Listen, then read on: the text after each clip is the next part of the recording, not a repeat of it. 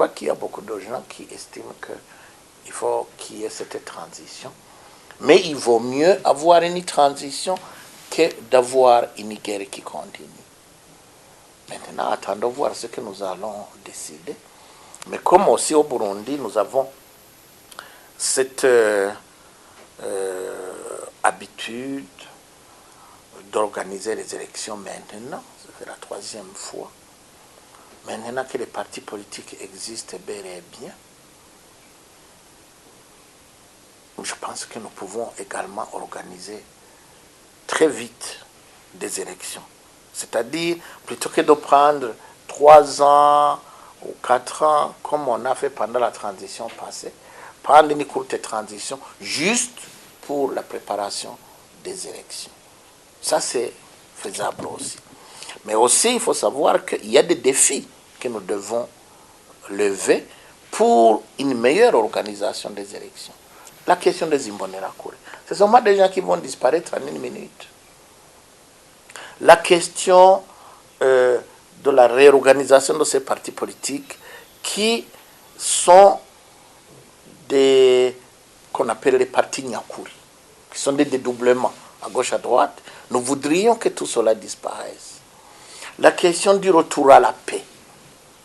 Ce sont des défis qu'il faut lever. La question liée aux personnes qui ont été arrêtées suite aux événements que nous connaissons aujourd'hui.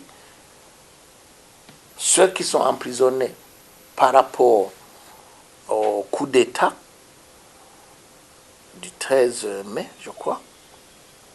Tout cela, ce sont des questions à résoudre. Le retour de nos réfugiés, la réouverture des médias, c'est tous des problèmes qu'il faudra résoudre avant d'aller à ces élections là-bas. Donc maintenant, quel est le temps que va prendre chaque chose, la remise en place de chaque défi?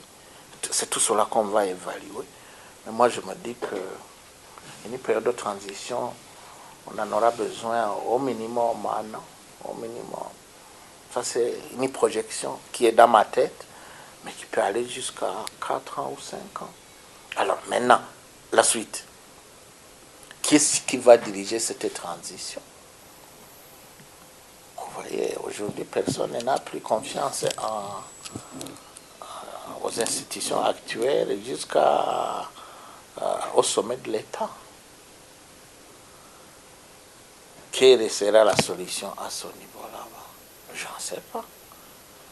Parce que, et puis, quelle sera la puissance et la force que va représenter le pouvoir qu'il aura pendant cette transition? Je n'en sais rien, parce que nous voulons une transition qui va nous faire aboutir à des élections libres, démocratiques et transparentes. C'est-à-dire qui n'ont pas de tâches d'influence des Imbonerakure, de l'argent, des menaces comme nous en avons connu avant. Donc vous voyez, il y a de la matière. Donc pour mon résumé, c'est possible qu'il y ait une transition, mais attendons et discutons le contenu de cette transition. Quels sont les défis qu'il faut lever avant d'arriver aux élections? Et c'est cela qui va nous fixer cette période de transition. Mais cette période, à mon avis, elle aura bel et bien lieu.